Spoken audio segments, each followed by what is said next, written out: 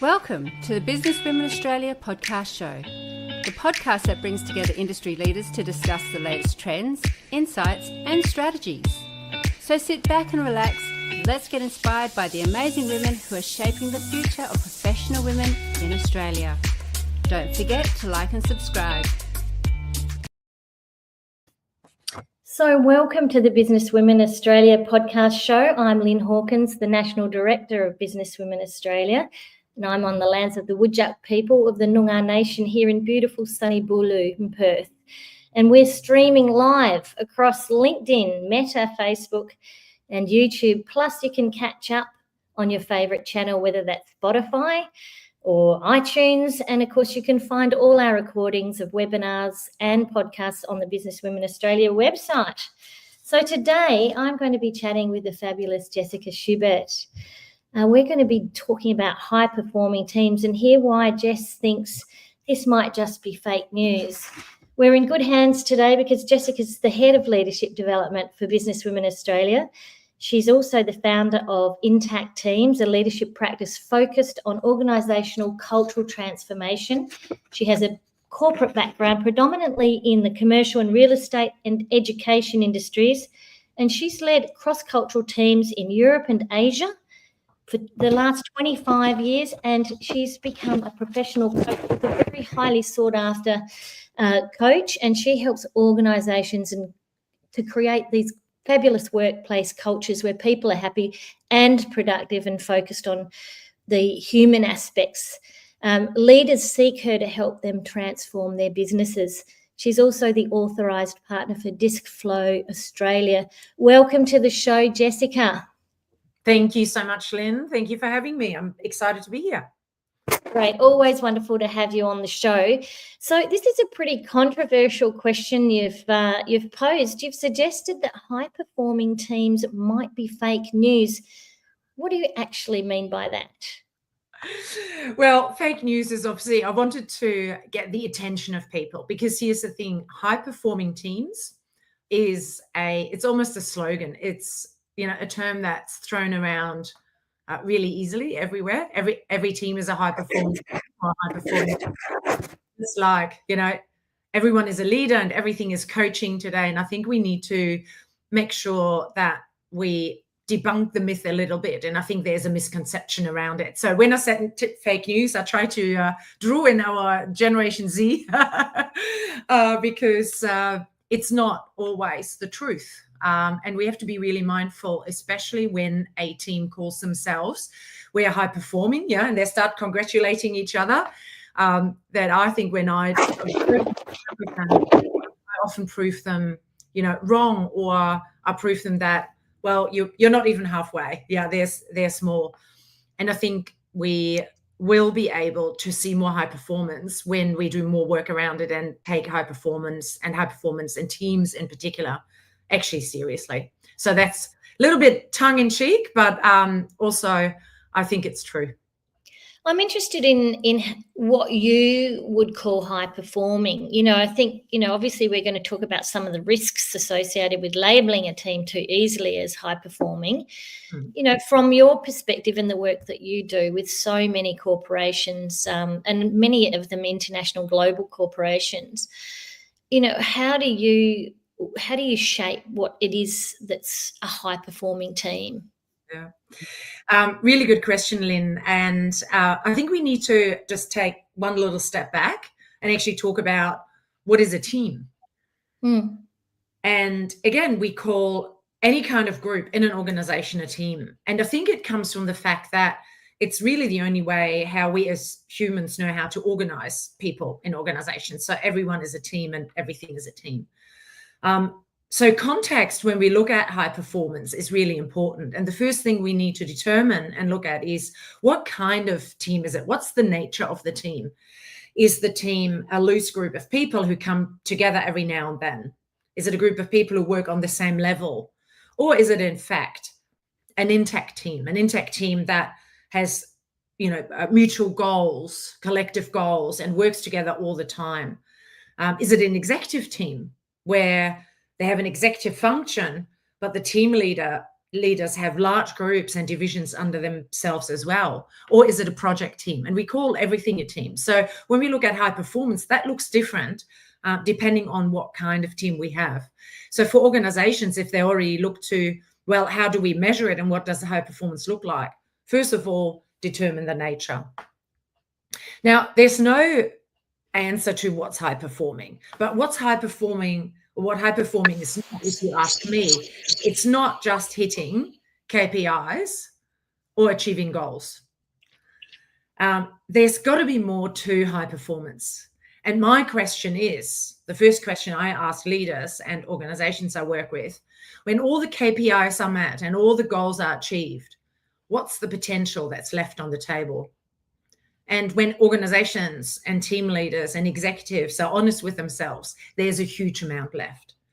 Now, there's no one answer, but there are a few sort of means of maybe measurement or a few aspects to what else, does high performance look like, or how can you achieve high performance?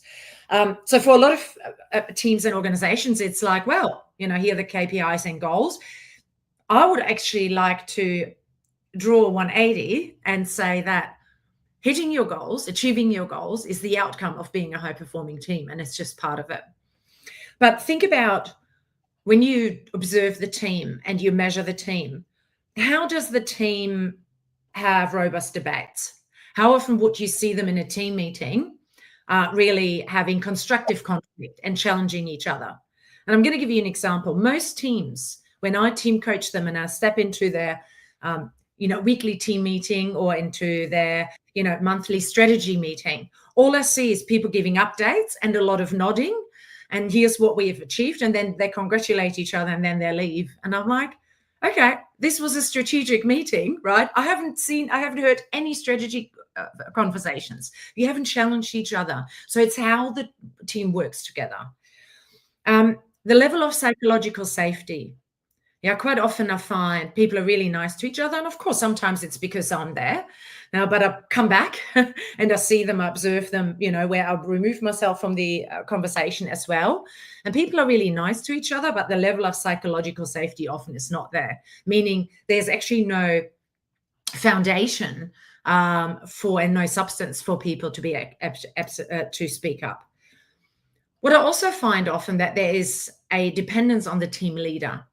And high-performing teams, and I'll talk the audience through a couple of models organizations and team leaders can use.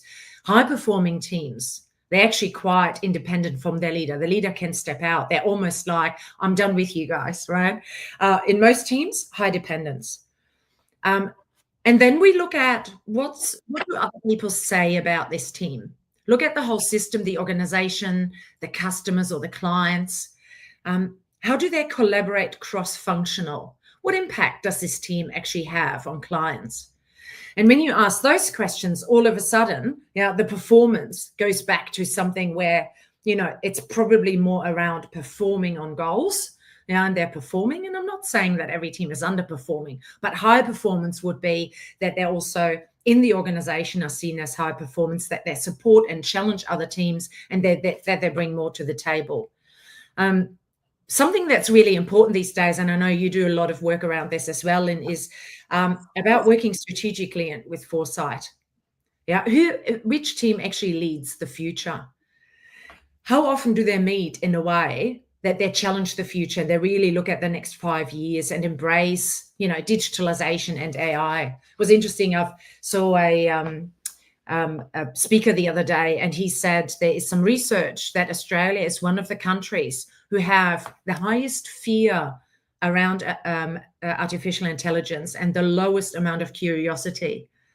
So for a team, especially an executive team, actually any team, to be able to be curious and have foresight, to be able to drive the transformation that every organization, every team goes through. There is something to talk about high performance. The level of peer accountability. Not accountability by the team leader who, checks the balances and ticks the boxes.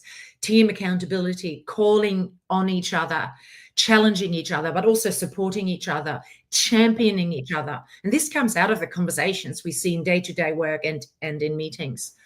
And the level of innovation and tech savviness, which goes back to that future thinking and that curiosity about, how can we future-proof this team and with this business for our clients? So you have just heard about 5 aspects that when we build them into team KPIs or team goals, all of a sudden, I think achieving high performance looks a little different. Do you see a lot of internal competition based on the way that we set up our performance measures currently? That's been my experience, certainly, where particularly if the focus is on sales growth and those kind of metrics, then there's a lot of internal competition. There's often, a hunger for getting the accolades associated with the, sort of the conversion rather than the acknowledgement of the team process in generating, that whole nurturing process. It's quite an interesting time when, we've got a generation that's looking to collaborate and co-create and be involved, and quite often don't get that acknowledgement because they're in a junior role and it's really the senior role that's kind of clinched the deal, for example. Yeah. Oh, definitely. I see this in organizations. And we're looking at now an individual lens and individual KPIs. My solution to this would be, and I think what organizations need to get better at. So this is for everyone who works in HR and works with capability frameworks. Yeah, we're really good at measuring individual performance. Yeah, and this is then where some of that competition comes from. And of course, hierarchy is another level of, this whole context. What we're not really good at is measuring team performance. So team performance in general, when I look at how organizations are organized and how teams are designed and a capability framework, it's very much based on individual performance. And a team performs when they, achieve their sales target, when they achieve their, even for HR teams and leadership teams or teams who work in, the people space, it's the engagement surveys. That's all well and good. That's not going to go away. And look, I'm not, Lyn, because a lot of people might listen to this and they're like, Jess, because my partner says this, Jess, but we need to get things done. And I get that, right? Everything is high pressured, really fast. And that's always the premise number 1. Things need to get done and need to be, completed.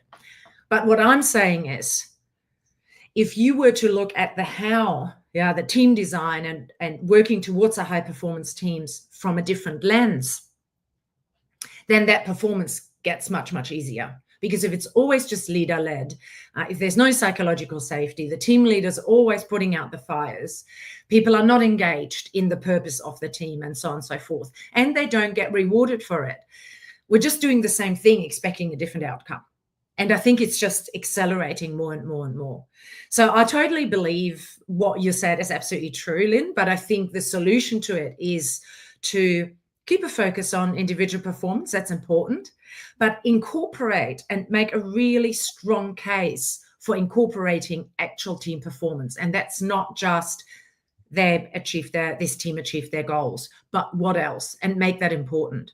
And you can figure that out through, some of the aspects that are already mentioned. And there's some great models. I've used 2 models with organizations and teams that are really great to just sort of have an idea of how teams function and what high performance looks like. But I think in terms of if the organization wants to make a difference in the way teams work towards high performance, make it part of your capability framework. And obviously we're getting a lot of leadership and culture development and HR women that are getting involved with Business Women Australia. It's quite extraordinary, that sort of growth within that sector in our community. And I've noticed that there's definitely a progression towards bringing more of the purpose and values-based frameworks into roles and measuring people's sort of behaviour aligned with the values of the organisation, for example. For me, that's extraordinary, and it's wonderful to have as a part of the conversations, particularly, if you're having good quarterly conversations and, and using that as a basis. But it can be a little bit of lip service to, this concept of the values, because particularly in hybrid environments where, people aren't necessarily across behaviours like they used to be when they were in the same workplace. What are your thoughts and insights on sort of that progression towards the alignment with purpose and values?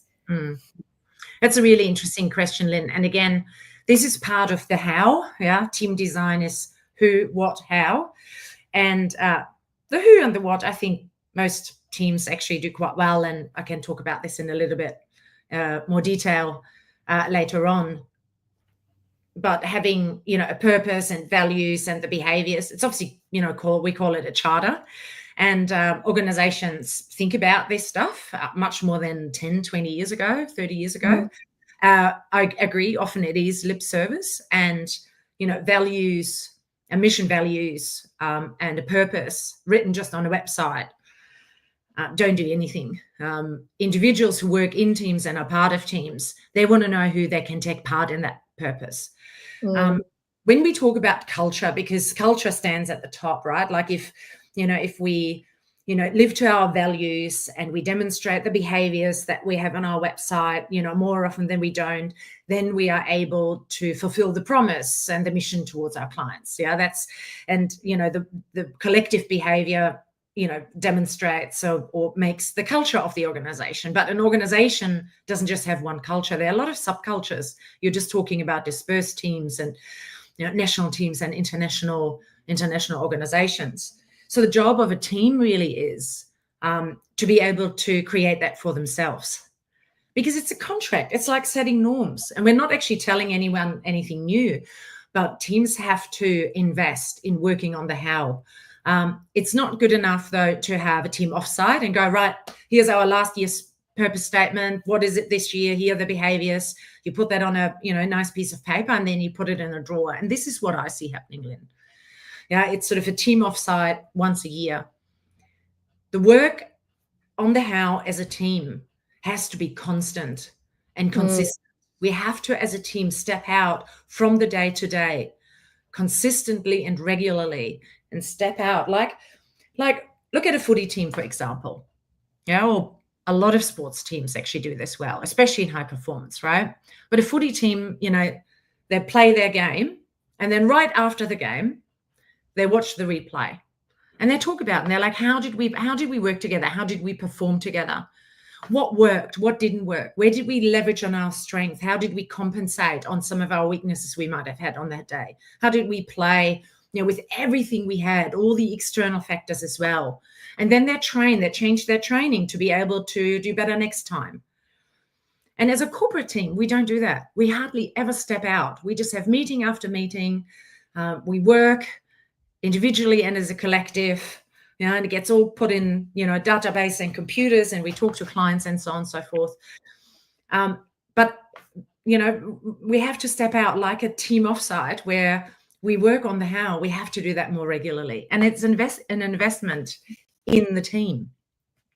So that's one of the solutions. And that's one of the, sorry. So there is a time investment in that too, isn't there? So, if we circle back to you being, the seagull watching the meeting, there's some very practical things that could be improved even through the agenda design and what we share and what we discuss in our existing sort of processes, having a look at those meeting processes, having a look at the ways that we currently get together, building into those current things. So you're not adding extra meetings or extra things in, Jess. I think, this is another thing that I've noticed is that, we'll get, a new director that comes in and creates all this extra noise and more meetings because they're trying to get the purpose and this alignment and the focus on, building the team. And it becomes another sort of, stress in everyone's to do, rather than looking at existing processes.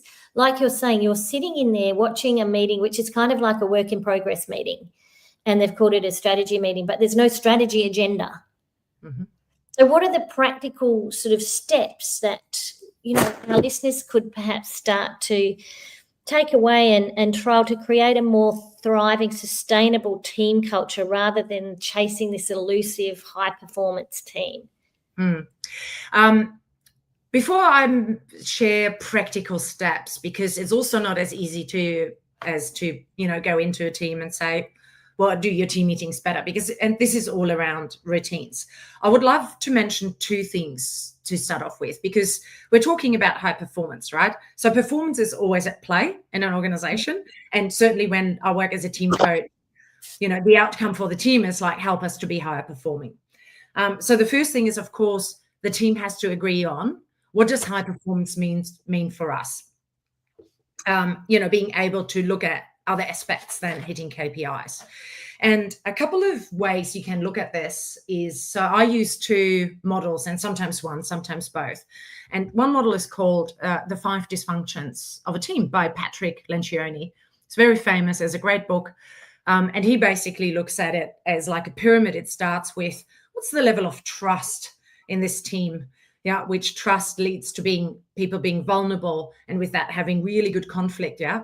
Again, conflict, most teams don't do it well, because the word conflict triggers a response of, oh, that sounds toxic. Whereas healthy conflict, healthy debate has to be in teams to be able to have better conversations. Now, when there is good conflict, people can actually commit because they feel like, yeah, I've not just been told what to do, but I've had my say. Even if I didn't have my way, I've had my say in this. So we're committing to each other. Then the next step for Lencioni is around commitment, accountability. And I mentioned this before, peer accountability, not just, the team manager always following up. Have you done this? Have we done this? Is this, like the WIP meetings are just endless, aren't they? But that the team, the peers in a team can hold each other to account. Lencioni actually says accountability is a love of act, but it's the hardest stage to master. And after accountability comes results, and that's high performance. So he looks at it at stages, and I like it because there are already, tactics, actions, and behaviors in those. The other way I sometimes use it, and I'm not going to go into too much detail, but it's called the Tuckman model. And most people have actually heard it. It's forming, storming, norming, performing. You start with forming, where you get together. You don't know each other. It's all very, still formal. You're building. There's definitely a dependence on the team leader. Then you're getting out, you're storming. This is where you rumble, and this is where you try things before you can norm, and you set some norms. And then it actually gets to performing or high performing, where there's, an independence from the leader. The team works with peer accountability, and they do more than, hitting KPIs. There's a real growth in their potential. And it's interesting when you use this format, again, you can work with your team and say, what does that look like for us? Where are we? Are we a forming, storming, norming, a performing team? And when something changes in the team, that's another aspect. When something changes in the team, how well does that team manage change? The team leader leaves. There is a new team member. How many restructures have you seen last year, just in 2024, early 2025, Lyn? All the time. I've had organizations that had 2 restructures in 12 months. So how well does a team deal with that and manage that? So you can use, this model as well to, first of all, gauge where the team is at the moment, and where the team wants to be, and then put some practical things into play and into place. So Lencioni is a good one, and I work with this model because it always starts, and I always go back to, how do we build trust, and how do we bring more constructive conflict into the team? And that's how it often starts for me, in terms of when it comes to working with the how. The who and the what, I think most teams do quite well. So the who is who should be on the team. But if people find their team is actually quite dysfunctional, look at the makeup of your team. First of all, of course, look at the nature of the team. Do you have an intact team? Do you have a functional team? But again, there is a misconception that we just need experts on a team.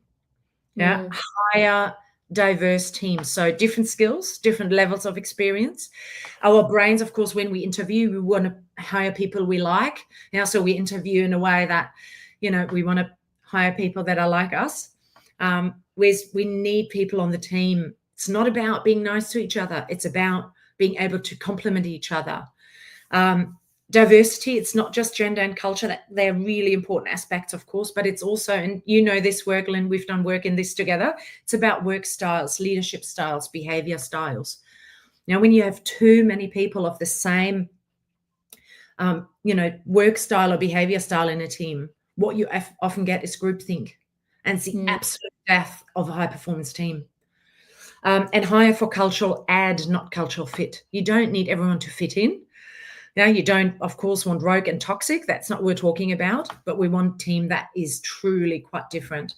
And the what, of course, is the compelling goal that creates a sense of purpose. And you mentioned before that purpose is important, but it's about being able to be part of that purpose. So I ask teams before we do any work to actually start working on their charter again and having a team charter just for their team, and have a purpose that's fit for the team. Everyone takes part in this, and not just do it once a year. So be very mindful of these, team building activities at the beginning of the year. But the how then is the shared experience. How do we work together? What are the routines? You mentioned the routines. I call them habits. And then bringing in, Lencioni's trust, conflict, accountability framework into this as well. So this is how I would start the work before actually firing off any practical tips. But of course, I've got those as well. So it's an interesting phenomenon, and I find quite often when I chat to leaders of organisations, they choose someone internally that's kind of like the project lead for this cultural change. And I always ask, why haven't you brought someone external in to come and, be able to help you shape the best way to implement and craft what this cultural change might mean for you? What would be your advice to anyone that might be listening to this podcast who's thinking of actually just having someone internal carry out this project lead and try and save the money from bringing in an expert like you, for example, or any of the cultural change program people that we have in our community that really are independent from being inside the organisation?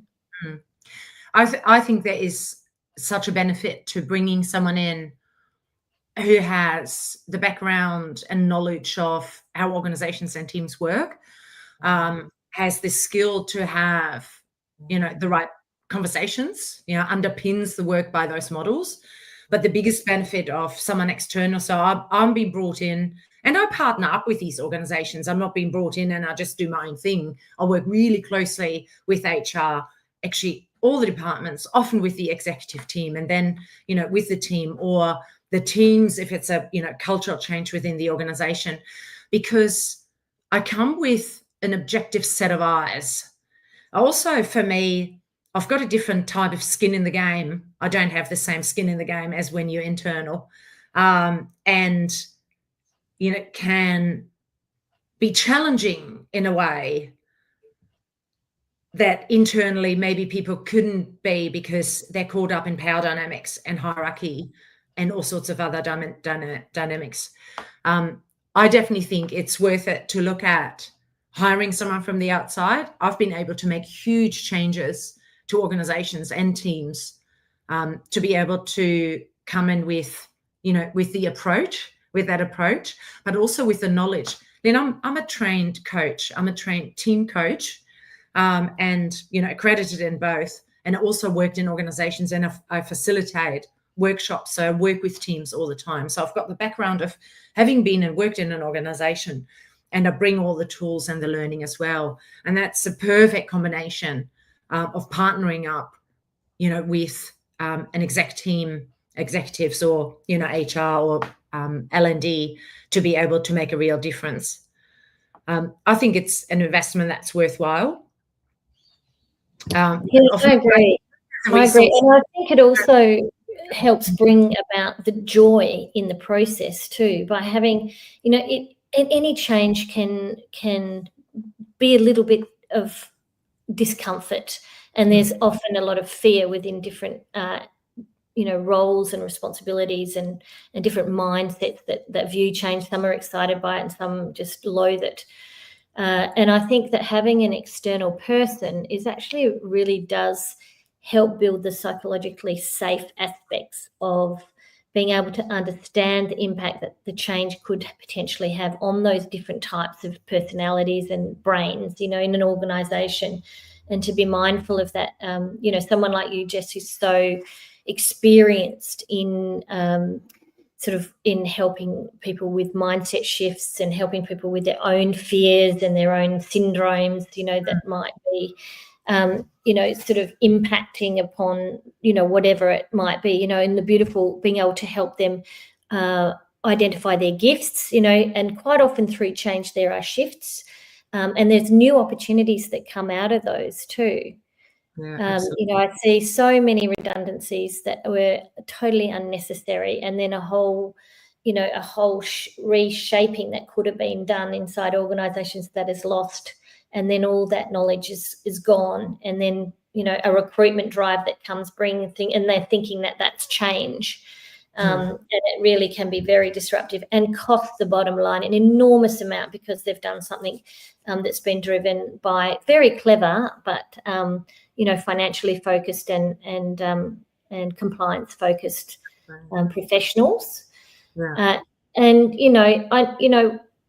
When you've been through that kind of experience yourself, you understand the damage, and you know that the investment in having someone help you independently is absolutely worth that investment. Yeah, absolutely. It's interesting that you mentioned, the change and how that, impacts the individuals as well than the culture. So a model I work with, and I've incorporated this, so I am incorporating this into my new book, which is called Team Habits, which is all around creating collective routines for teams to become high performing.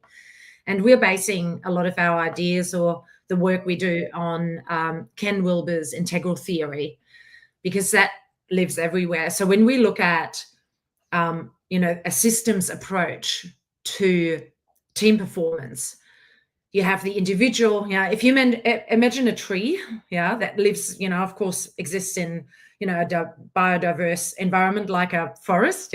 You've got all the stuff that you can see. So that's the external. You've got the leaves and the trunk.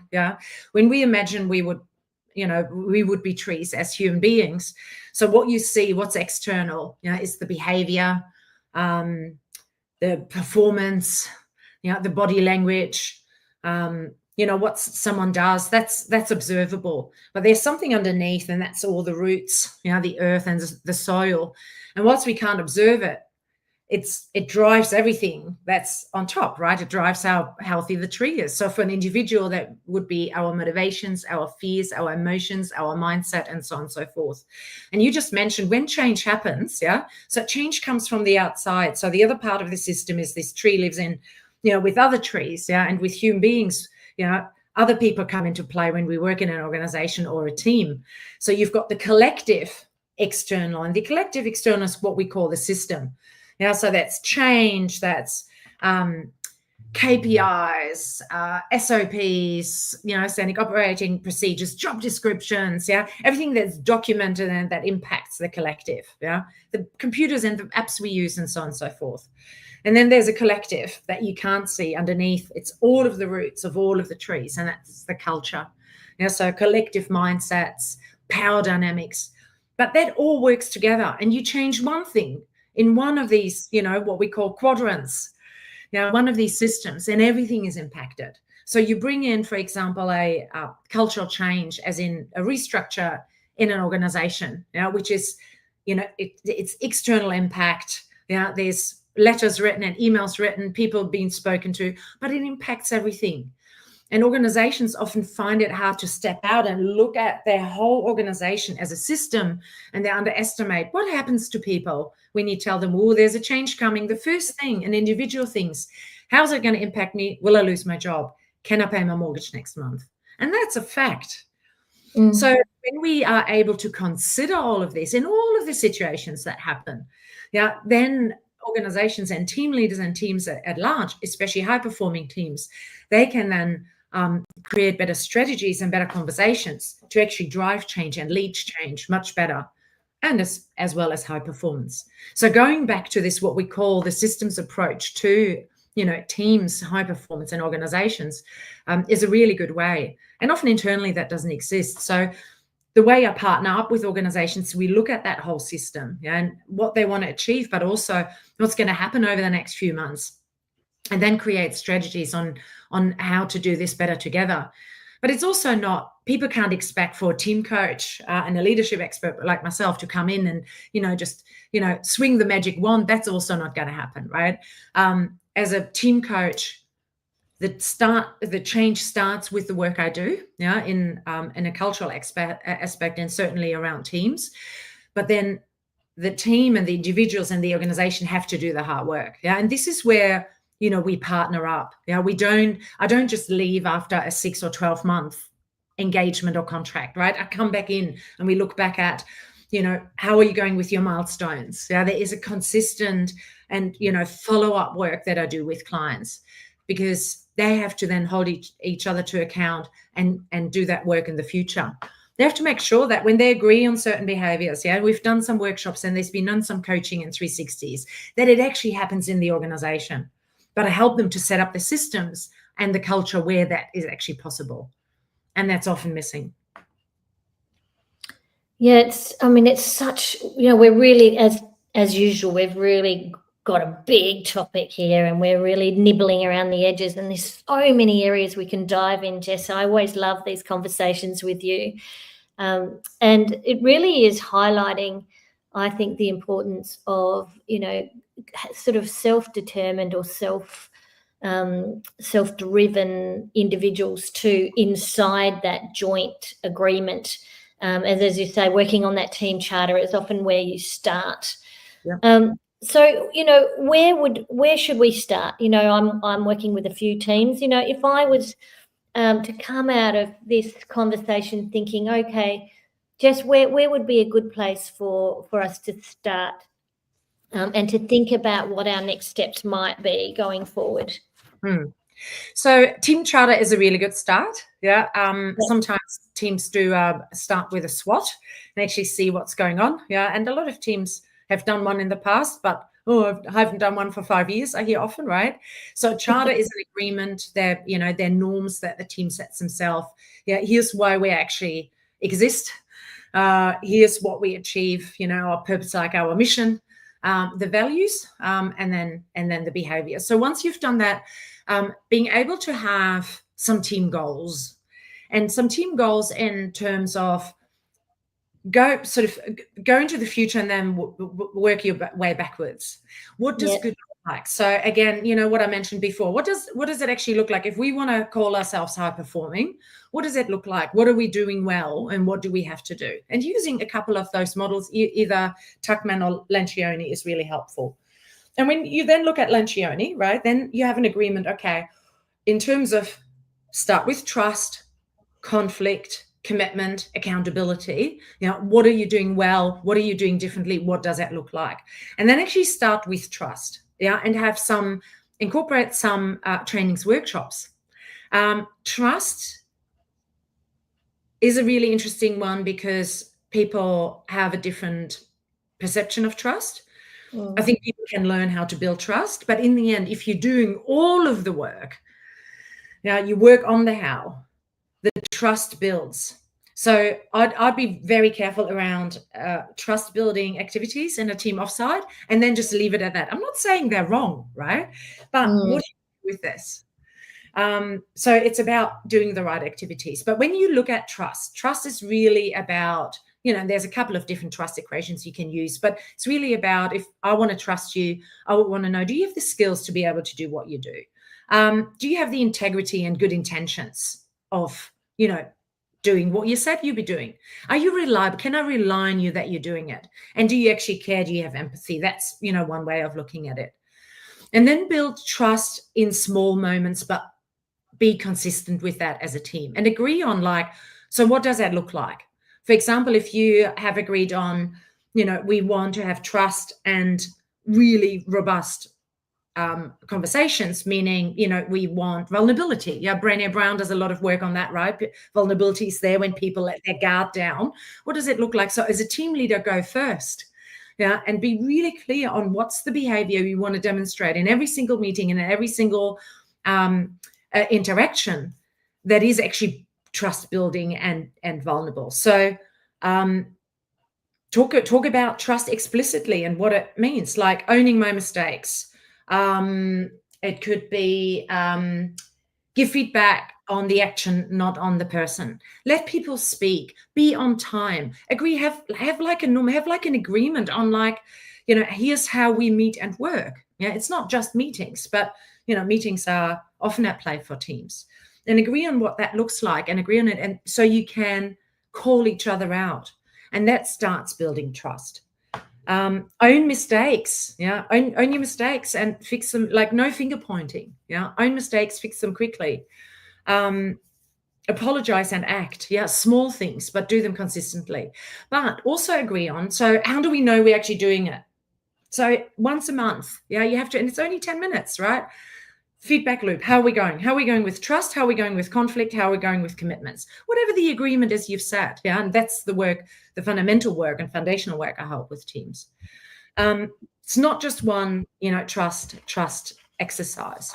So if it's then about, let's say the next one is constructive conflict. Yeah. So first of all, you need trust and psychological safety. Otherwise you can't do it. But as a team, I would then go on and work on normalized conflict. Yeah, again, I do usually a short workshop on using radical candor or, DISC conflict styles, depending on some of the previous work, because, it's, 70, 20, 10, like people need to learn a concept, being able to practice it, and then 70% being able to actually demonstrate that in their workplace. So often we start with a learning session, right? But establish norms and guidelines here as well. I said this before, give feedback on something you see, not the person. Challenge ideas, not people, would be a contract that we could have in a team. Yeah, listen to understand rather than respond. Make sure that everyone brings in their ideas, but that you also have an expectation that everyone brings in their ideas. Everyone speaks up, and when a decision is made, yeah, no matter if that was your idea or someone else's idea, we make a decision, we commit to it, and we stick to it until we have more information. So very basic contracts around how do you have conflict. So workshop, skills session, so your team knows what that looks like. Having the contract, doing the 20% of the work, and then again look back at it every month. How are we doing with conflict? Are we challenging each other enough? I'll give you a short story. I was in a room once, and it was an executive team, and they had their strategy meeting, and it was my first team coaching session. So we agreed that I would observe them and then have about 20 minutes at the end and just give them my observations. And so it was my time, and I'd taken quite a bit of notes, and it was my time, and I stood up, and I had the trust because I'd done tons of work with this, with this cohort and this team before. And I was really blunt. And I said, look, what a waste of money, but I was challenging, and I'm like, this is not, I haven't heard any strategy, and this is a strategic meeting. I'm not judging it. But if you want to be, you told me what your 5-year goal is. If you want to be there in 5 years' time, you're not going to get there with the way you're working together now. So we looked back at the charter, we made it more about the team, and then we worked on what does actually a strategic meeting look like. But it's not just practical applications. Of course, there is, an agenda is important, of course, a purpose and an agenda, and making it short. If it's strategic, it should definitely be more about, sending your data and your update up front. You're mentioning a WIP meeting before, sounded like a WIP meeting. Exactly. Here's what we are doing. Make sure that's available to the exec team up front, a day or two before, in a really short form, so everyone can be familiar with the content. Then the team member can has another maybe 5 minutes on the stage, further updates. But then they have to ask each other questions. Challenge me. What else? What have I forgotten? How would you challenge this, or how do you see this? How does it or does it not? Get us onto the path of our overall strategy of the 5-year plan. Poke holes in this. Come on, challenge me. Or help me, I'm unsure. There's got to be a number of questions that team members then have to ask. So it's actually, strategies can be created and that conflict can actually happen. So it's about agreeing on how you work together, how you build trust and have conflict. Then you have to build it into your work. When you work in project groups, when you have team meetings, and of course, meetings, my biggest topic with teams all around, then you can build it in. And then the last one, we can go back to meetings if you want to talk about it, but it's then the accountability. So again, agreeing on how do we do peer accountability really well. So set clear standards, go back to the charter. What does it look like? Then encourage peer-to-peer accountability. So as a team leader, being able to step back, and encourage others to call other people out or ask for help or champion them. Make commitments public. That's a really good one. Quite often the work I do with teams, they're like, look, we work well together, we think, and we're achieving our goals, but in the organization, no one actually knows what we stand for and who we are. You have to be able to sell yourself, as in you have to have a team branding as well as a personal brand, and then being able to have an executive presence for that team as well. And it's a wonderful way of being recognized by an organization, especially when it's, also part of the capability framework. But review that regularly and reward accountability. So when accountability is done well, that everyone say, hey, that was really good. That's what we want to see more of. So they're the three really good starting points in general of helping a team on how to work together and work on the how. I love that, Jess. And I'm so excited because you've just painted this beautiful picture. I could just see this beautiful, well-oiled team where it's okay to be a bit blunt, to say what you think, to be able to speak your mind and that's not upsetting anybody. I mean, to me, that's an ideal world because I am known to be a little bit blunt, and, then I get reminded that our values is care, and that sort of, then I feel like I can't talk anymore and share my ideas or my concerns. So, that then becomes an issue, it's sort of, and I think that this happens a lot inside a lot of organizations, but it's because we haven't set up, well, what is our team? What is our charter? How are we going to invite this? Is it okay? Have we got everyone's agreement that it's actually okay to be able to behave like this? And then, so without setting that up, then the norm is to not say anything. So you've given us so many practical ideas, Jess. It's just extraordinary. Now, anyone who might be listening to this, how do they get in contact with you if they want you to come and help them with their team? Just email us on www.intactteams.com. Or that's our website, sorry. Or email me, jessica@intactteams.com. And we'll have your contact details in the show notes. You can also find Jessica on LinkedIn. You can find Jessica on our Business Women Australia directory. Jess is in our team page on that directory too, so very easy to find her. Do yourselves a favour. Have a chat to Jess. Look at how you can actually bring her in. Even if you feel like you're performing pretty well, the world is changing. There is so much going on in the world. The systemic influence outside our organisations is going to mean we need to be thinking about how we're going to evolve, how we're going to innovate, how we're going to hear the voices of all these brains that are sitting inside our organisations. And now is the best time to actually talk to Jess about how to actually shape your culture so that you're going to get this extraordinary environment where people can flourish and bring their best selves to helping shape you achieve your goals. So thank you so much, Jessica, for coming on board. It's been marvellous. We'll get you back again later on in the year. There's so much that you've opened up, so many ideas that I've got that I'd love to dig down a bit deeper, but I know we're coming to the end of our podcast. And if there are any final words you'd like to leave us with? Probably just as a sentence, and it just came up as you were saying that, you are quite direct, and then you're told, no, but, one of our values is care. And I'm like, well, actually, you speak up because you care. And there's a misunderstanding about the values and the behaviors, and that's the work I was talking about. And so what happens is, and that was probably your situation as well, things bubble under the surface, and you're like, well, I'm just not going to say anything. Working as a team together, and being able to have these conversations. The one thing I would say, make the implicit explicit. Talk about it. Step off, watch the replay, and agree on and look at your team and how you do things and how you work together, and be critical about it.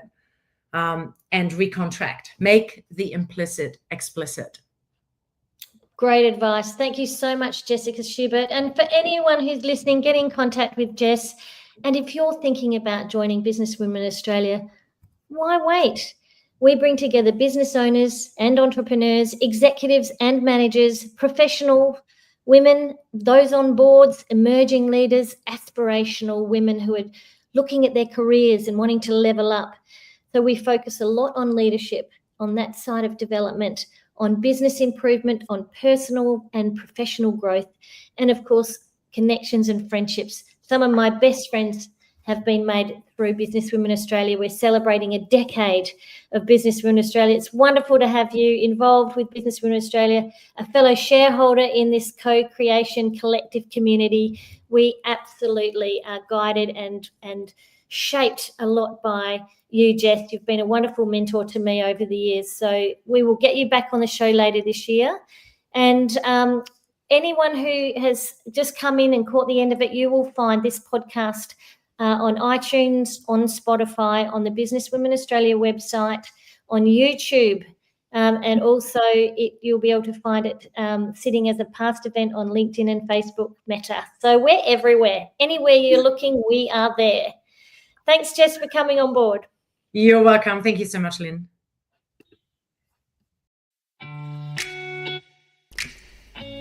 You have been listening to the Business Women Australia podcast show. We hope you've enjoyed today's episode and gained some valuable insights to empower you on your journey. Don't forget to comment, like, and subscribe to stay updated in our latest episodes. And if you're not already a member of Business Women Australia, what are you waiting for? Head to our website today and join so that you can connect with a thriving community of inspiring women across Australia. Thank you for tuning in, and we'll catch you in the next episode.